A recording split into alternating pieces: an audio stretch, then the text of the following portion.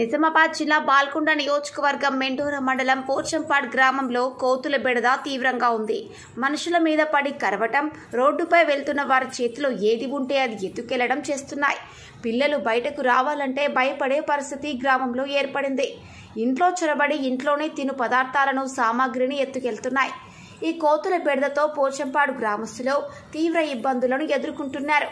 అసలు కోతులు గ్రామంలోనికి రావటం వెనుక కారణాలు లేకపోలేదు. అడవుల్లో పండ్ల చెట్లు తగ్గిపోవడం, అటవీ సంపదను మనుషులు కొల్లగొట్టడం వలన అడవిలో చెట్లు కనుమరుగు అయిపోతున్నాయి. దీంతో కోతులు గ్రామాలపై పడుతున్నాయి. స్పెషల్ ఆఫీసర్ లేదా పై అధికారులు స్పందించి ఈ కోతుల బెడద నుంచి తప్పించమని వారు అధికారులను వేడుకుంటున్నారు. ఇంట్లో చూస్తుడు, ఇటు ముందరికి కొడితే వెనక్కి మీద పడు బాగా అవుతుంది.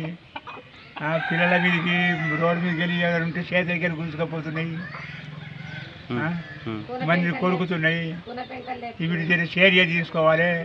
గూర పెంకల కాంచెలు లేపుతున్నాయి, రేకుల మీద దిప్పుల దుంకుడు, రేకులు అదిపోతున్నాయి, సందులు పుడుతున్నాయి, ఇంట్లో ఊరుపు పెంకలు లేపుతున్నాయి, ఇంట్లో దొరుకుతున్నాయి.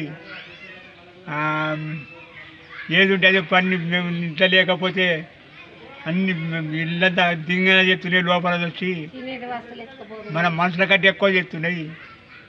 అంత గలీది అంత బియ్యం పత్తలు చింపుతున్నాయి.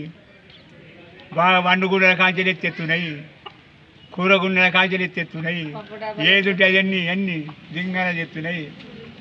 దీనికి మీరు చర్య తీసుకోవాలి. ఏదైనా